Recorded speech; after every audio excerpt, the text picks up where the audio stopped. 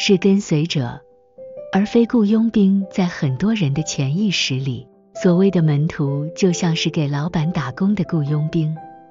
我為你辦事，讀經、聚會，你付我薪水、祝福、保佑。這種心態就是牧師提到的換湯不換藥，名字換成了耶穌，但本質還是在做一場利益交換。但真正的門徒 disciple 在古代的本意是學徒，是那種要和老師生活在一起，觀察老師的每一個呼吸，最終變得和老師一模一樣的人。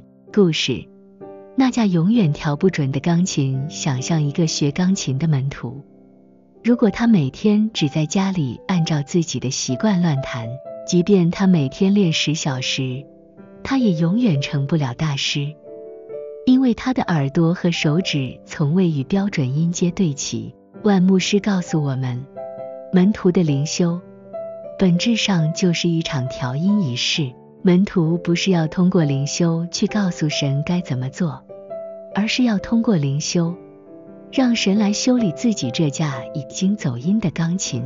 如果不修理這顆心，無論做多少服事，參加多少活動，都只是外在形式的換湯不換藥，內心依然是個門外漢。從門徒視角看，我們要做的4件事，這4部曲其實就是一個門徒每天如何被老師重塑的過程。敬拜，確認誰是老師。門徒每天第一件事是抬頭看老師。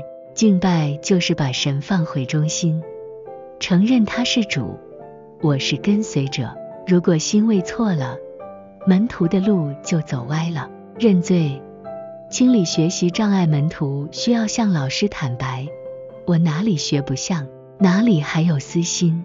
這不是為了受懲罰，而是為了把擋在師徒之間的那堵牆拆掉，讓生命重新通透。讀經，聆聽老師的秘籍。讀經不是為了增加知識，而是為了讓神的話語讀我。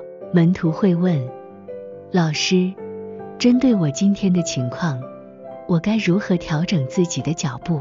祈求，領取行軍的補給。門徒的祈求不應是 tell you what I want， 而是求老師賜下完成使命所需的信心和力量。主禱文就是門徒的行軍指南，它確保門徒求的是老師的國度，而非自己的地盤。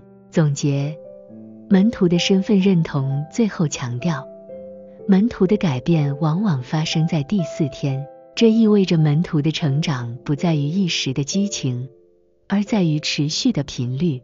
當你不再執着於那碗湯，外在的境遇，而是開始關注那顆藥，內在的心，你就真正踏上了門徒之路。靈修不是為了完成任務，而是為了保衛那顆能發出生命果效的心，讓它每一天都跳動得更像耶穌。即使每天只有10分鐘，只要這10分鐘裡你是個誠實的門徒，你的整個人生軌跡就會在潛移默化中被神修理得正直而有力。你想讓我為你整理一份適合門徒每天使用的4步靈修清單，幫你把這個習慣建立起來嗎？